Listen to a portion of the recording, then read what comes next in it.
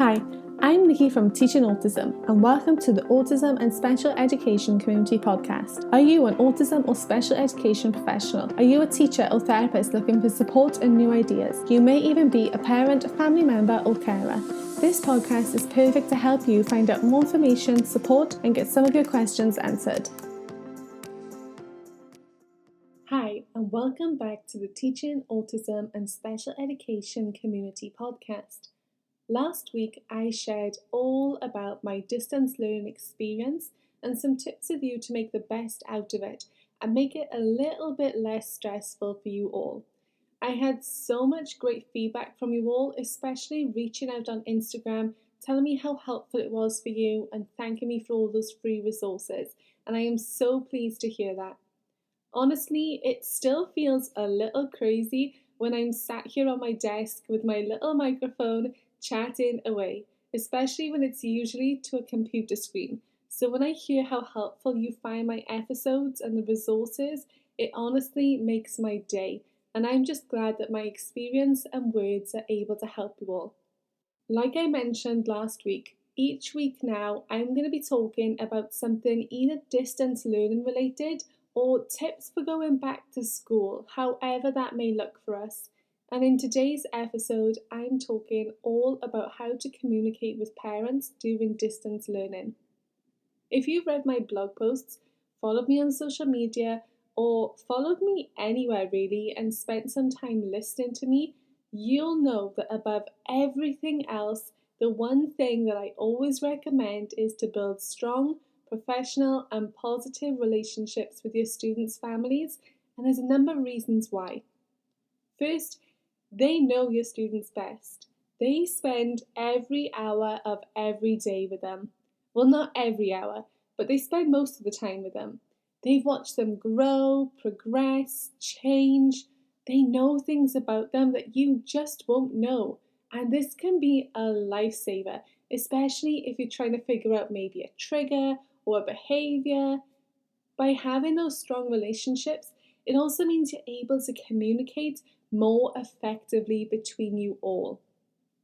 Remember, at the end of the day, you all have the same goal. That's the student. Everyone's on the same side. You all want what's best for your student. And that brings us to today. Communication is key in the classroom. But for distance learning, it's the biggest part of the puzzle to keep everything running smoothly. And let's look at why. First of all, if you have good relationships with your students' families and you're communicating well, then distance learning is probably going to look like this. Number one, everyone knows what's happening and when. Number two, families know what to expect from you. Number three, they can prepare the student for what's coming and what you have planned.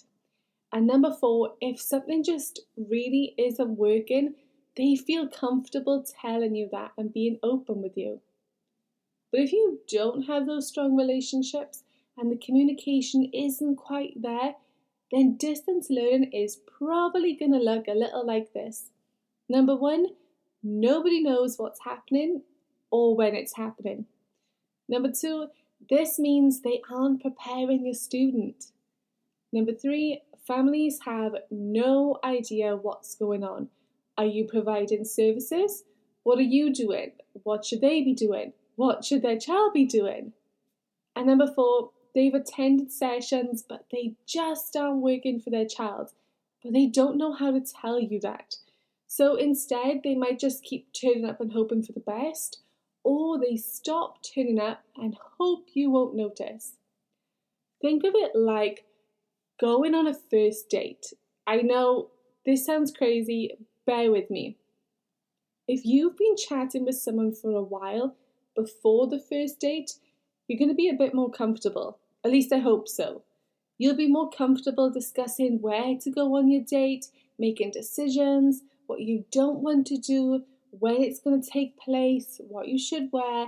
The whole process is a lot more comfortable when you're talking between each other, when you've already built that relationship and you've already been speaking for a few months already. But if you're on a date with someone you've never spoken to before and you're just sent this email telling you where to be and when, that's it. things are already going to be a little bit awkward. And when you come face to face, it's that awkward conversation. Where to start, what to talk about, what questions to ask. Make it a priority from day one to always build relationships with students' families. It is never time wasted, and I promise it pays off in the long run, especially when we've all been thrown into distance learning recently, and having those strong relationships really made things even easier.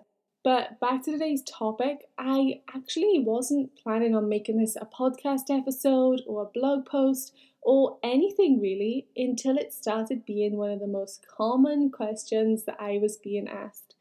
How can I communicate effectively with parents during distance learning? My first answer is don't overthink it. How would you communicate with them normally if you were still in school? So I have parents who prefer email, I have parents who prefer a phone call. Everyone is slightly different, like you and your friends probably are. You may prefer texting, your friend may prefer a phone call, someone else may prefer video calls. Everyone's slightly different. So today I'm going to talk about the different methods of communicating with parents while distance learning, because this is something you may still be doing right now and in the new school year. So first up is email. And I go first with this just because I love how much easier everything is when it's done on email. There's a few reasons why I suggest this as the basis for communication.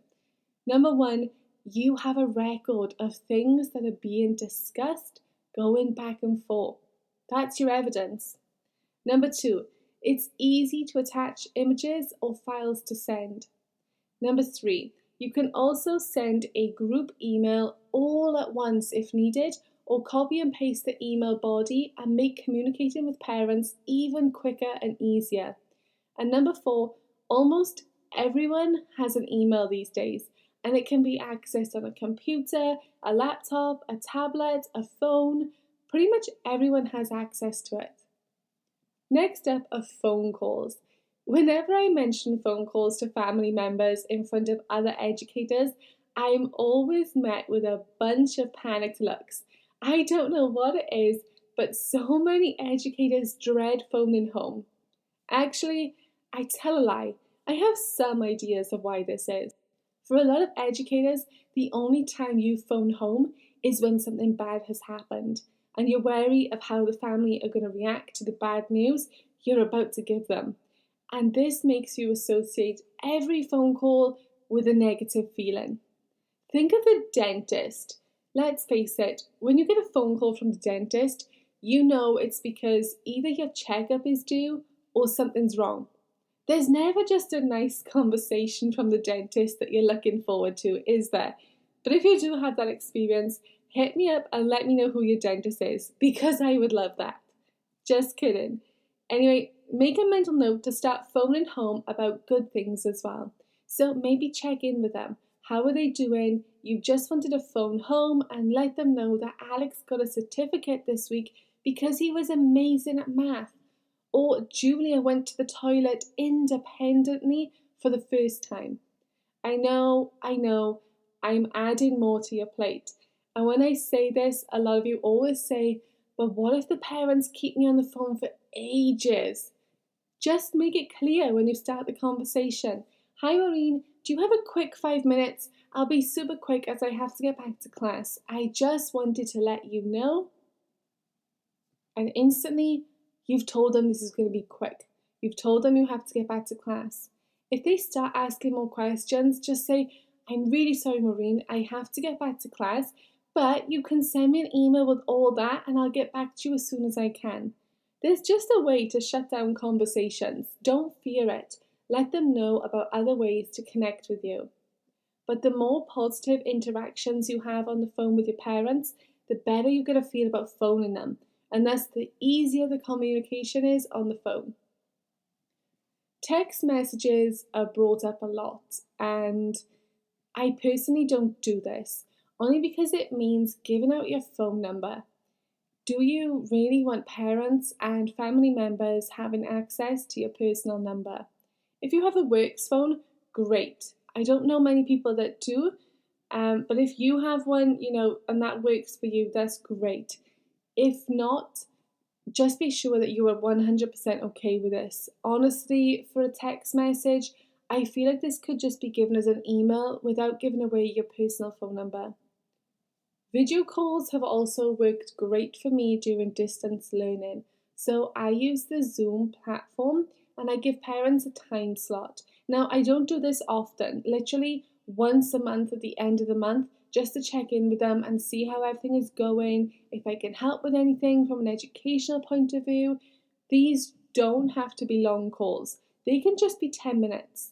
It's also a great way for you to chat about progress, IEP targets, and having that face to face conversation makes it a lot easier than a phone call or an email because you can see someone's reactions. I meet a lot of people who get anxious with emails or text messages and even social media posts because they don't know what tone of voice the text has been written in. Are they angry, happy, sad, annoyed, frustrated, worried? It's really hard because we will naturally read the text in our tone of voice for what we think is correct. But with a phone call, we can hear that tone of voice better. And for a video call, we can also see those accompanying facial features and reactions, and we can get a better understanding of the way that the conversation is going. Monthly newsletters are also working really well.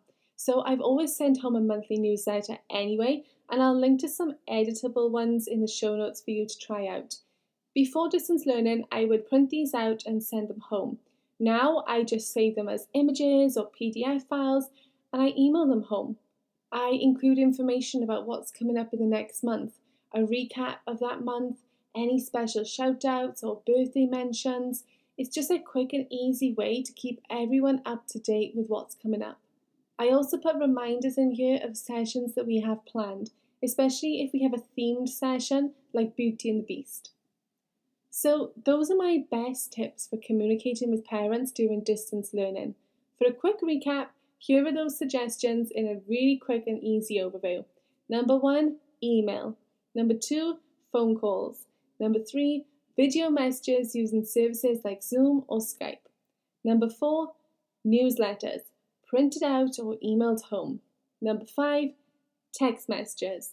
I've kept this for last because this is my least favourite way of keeping in touch, just because of that personal data and everything that I said earlier on. Also, a lot of schools don't allow this, so make sure you're reading your contract and sticking to those rules in the school policies.